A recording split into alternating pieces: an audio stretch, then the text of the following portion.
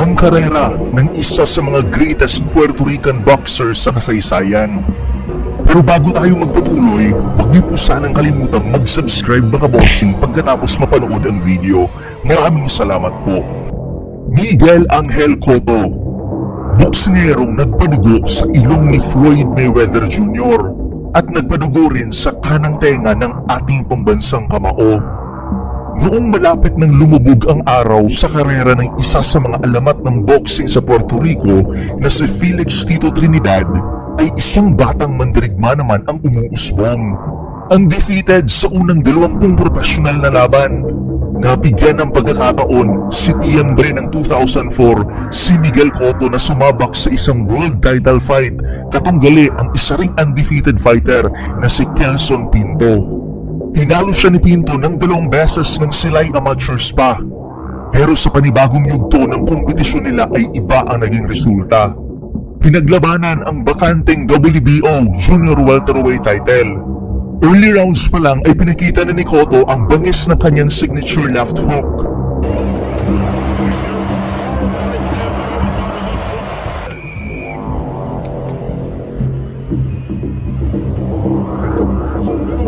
Tatlong beses pinabagsak si Pinto sa loob ng 6 rounds at nasungkit ang kauna-unahan niyang major world title sa junior welterweight division. Hindi naging basta-basta ang 2 sunod-sunod na depensa ni Cotto ng kanyang titulo. Mga seasoned former world champions na sina Randall Bailey at DeMarcus Corley ang kanyang nakasagupa. Natalo ni Cotto si Bailey via 6th round TKO. Pero naging world champion ulit itong si Bailey taong 2012 sa welterweight division.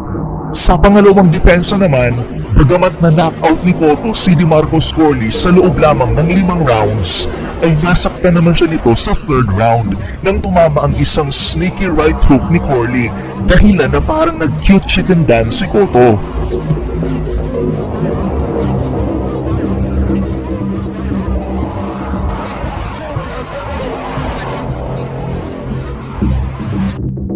Pagkatapos ng pangatlong depensa niya na nauwi sa 9th round TKO, ay nilabanan niya ang nooy undefeated future world champion at may 93% knockout rate na si Ricardo Torres. Parehong walang talo at gigil ang dalawa. Back and forth ang naging offensive assaults nila. Isang 3-punch combination ang nagpataob kay Torres sa unang round. Pero a minute bago matapos ito ay nakaganti saglit si Torres nang tamaan si Cotto ng left hook niya.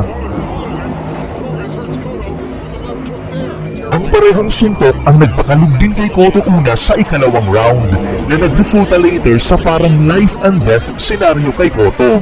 As in survival mode ang kinahinatnan ng Puerto Rican sa round na to. Ganun pa man, nakaganti pa rin saglit si Cotto bago matapos ang round at thankfully na-survive ang mga sunod-sunod na atake ni Torres. Mas naging mainit ang bakbakan sa mga sumunod na rounds. Mababangis ang palitan ng kombinasyon. Hanggang sa ma-knockdown ulit ni Cotto si Torres courtesy of this 2-punch combo.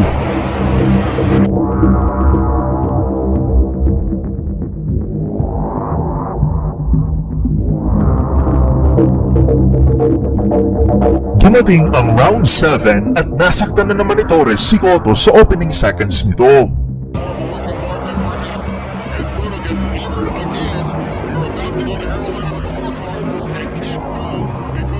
Pero kalaunan ay nakabawi si Cotto. Na-corner nito si Torres at sa pamamagitan ng dekalibreng kombinasyon at violenting body shot ay napabagsak ulit ito. Knockout sa round 7 ang panalo. Pero di talaga naging madali sa Puerto Rican star, di kagaya ng mga nauna niyang laban. Naging isa sa mga best fights ng taong 2005 ang battle niya kay Torres kasama ang mga sikat na matches na to. Pacquiao Morales 1 at Corrales Castillo 1. Dinipensahan pa niya ulit ng 2 beses ang kanyang titulo bago umakyat sa welterweight division. Una niyang laban ay world title fight agad versus future world champion at kapwa Puerto Rican Carlos Quintana na wala ring talo sa panahong yun. Highly anticipated sa Puerto Rico ang laban para sa bakanting WBA welterweight title. Masyadong malikot si Quintana at whole fight ay naging aggressor si Cotto.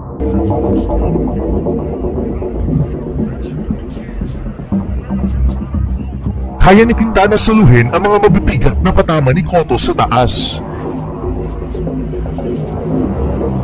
Pero isang crisping body shot ang nagpatumba kay Quintana sa ika-5 round. He got up, pero binanatan ulit siya ni Cotto na nagresulta sa ika-2 knockdown. Hindi pa nagsisimula ang round 6 ay sumuko na si Quintana. At dahil dito ay naging kampiyon ulit si Cotto at nasungkit ang WBA welterweight belt. Dinipensahan ito ni Cotto una laban sa mandatory challenger na si Oktay Urcal. At pangalawa kay 2-division world champion Zab Judah, kung saan pareho na itong pinanalo via 11th round TKO.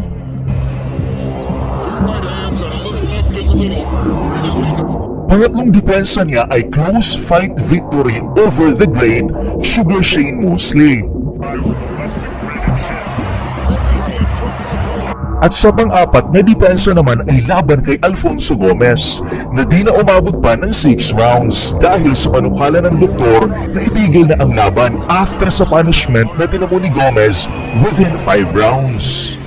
Dahil sa sunod-sunod na impresibong panalo ay taong 2007 nasecure ni Cotto ang spot niya sa prestihiyosong pound-for-pound rankings. Sa taong din ito, naging undercard ng Cotto versus Mosley ang isang laban na involved ang highly ranked welterweight at former long-time WBO welterweight champion na si Antonio Margarito, kung saan nadispatcha nito ang kalaban sa loob lang ng 1 round. Pagkatapos kung mapanood ang mga labang ito ay sabi ko sa sarili ko, sooner or later makakalaban ni Antonio si Miguel Cotto. At sa sumunod nga na taon ay nagkatagpo ang 2 boksingero. Nagkaroon muna ng double header, Cintron versus Margarito at Cotto versus Gomez, kung saan pinanalo ng bawat isa ang kanya-kanyang laban. Naging daan sa kanilang hindi na mapigilan na bakbakan. July 26, 2008, ginanap sa MGM Grand Garden Arena, Las Vegas, Nevada ang laban. Sa first half ay kahit na palaging natatag ni Cotto si Margarito ng malalakas na counters, ay patuloy pa rin ito sa pagsugod, as in walang atrasan, signature style ng Mexican-American.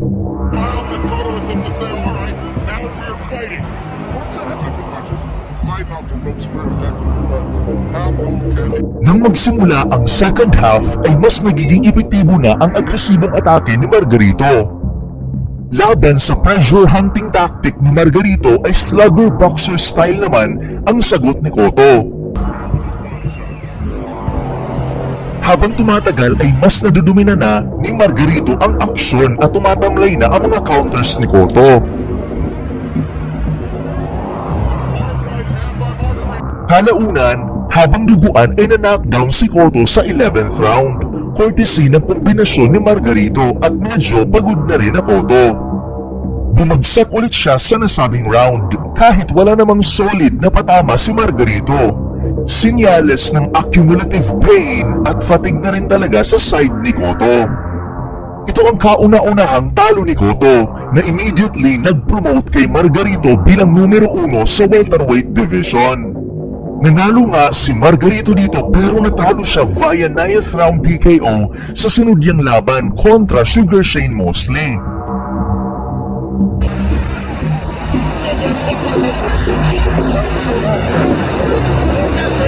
Flush with every right hand. There's another. There's a big left hook. Why not stop it now? And there's the right top. Sa labang ito ay nadiskubre ang illegal na hand drops ni Margarito na kalaunan nagresulta sa pagsuspindi ng California State Athletic Commission kay Margarito at trainer nito. Dahil sa hand drop scandal na to ay nakonclude ng marami sa boxing community na posibleng ginagawa na ito ng kampo ni Margarito noon pa kasama na sa panahong nakalaban niya si Miguel Cotto. Dinungisan ni Margarito ang record ni Cotto pero nakabalik ito at naging world champion ulit nang talunin niya si Michael Jennings para sa bakanting WBO welterweight title. Dinipensahan niya ito una kay Joshua Clottey at nanalo via split decision sa isang intense at bloody na bakbakan dahil sa cut sa taas ng kaliwang mata ni Cotto.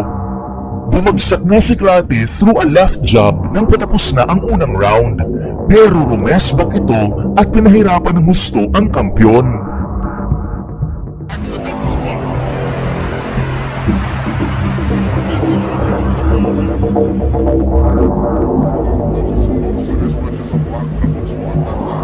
Pagkatapos madipensahan ang titulo kay Clottey ay naikasa naman ang laban ni Cotto sa ating pambansang kamao.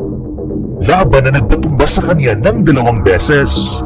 Laban na nagpahiwatig kay Cotto na kailangan ninyang iwan ang welterweight division at umakyat na ng timbang.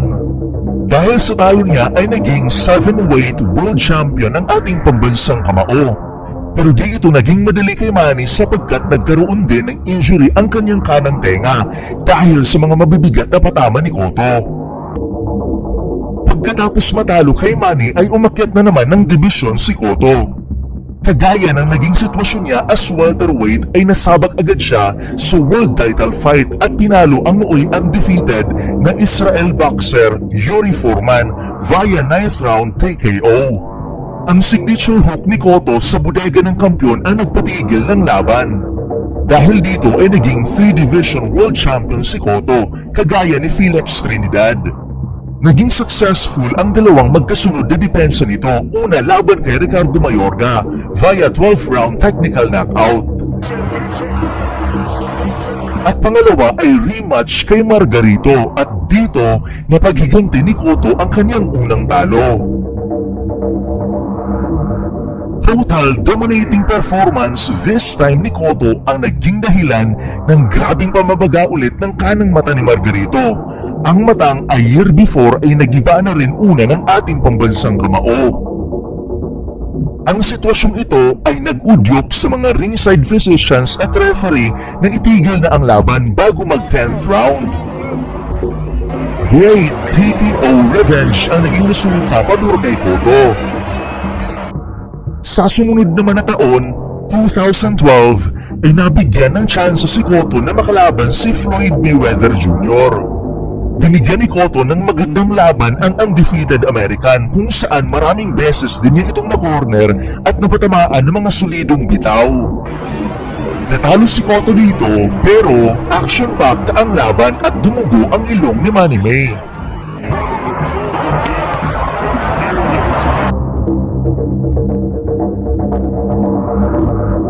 Dahil sa pinakita ni Cotto ay napabigay ng matamis na remarks si Mayweather pagkatapos ng laban. Sa pareho ring taon ay challenge ni Cotto si Austin Trout para sa WBA regular junior middleweight title. Pero natalo ito via unanimous decision. Dahil sa dalawang sunod-sunod na talo ay marami ang nagsabing kailangan na ni Miguel Cotto na magretiro sa boxing. Pero lumaban ulit ito at nakapagdesisyong i-hire si Manong Freddy as new trainer. With Sir Freddy ay nagdala ng 3 sunod-sunod na panalo si Cotto. Isa rito laban kay Sergio Martinez kung saan nagawa ni Cotto na maging kauna-unahang Puerto Rican 4th Division World Champion from light welterweight hanggang middleweight division. Under Sir Freddy ay sabi niya nagkaroon ng resurgence ang kanyang boxing career.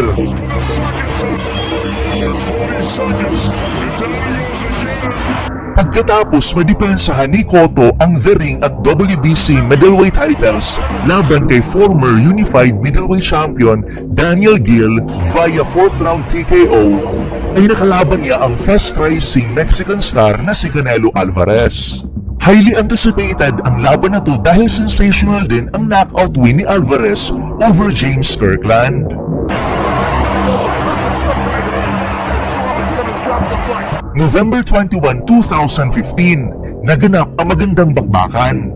Isang segment na naman ng Puerto Rico versus Mexico boxing rivalry. Legit na performance ang pinakita ng mas matandang defending champion, pero mas solid ang depensa at mas precise ang mga patama ni Canelo.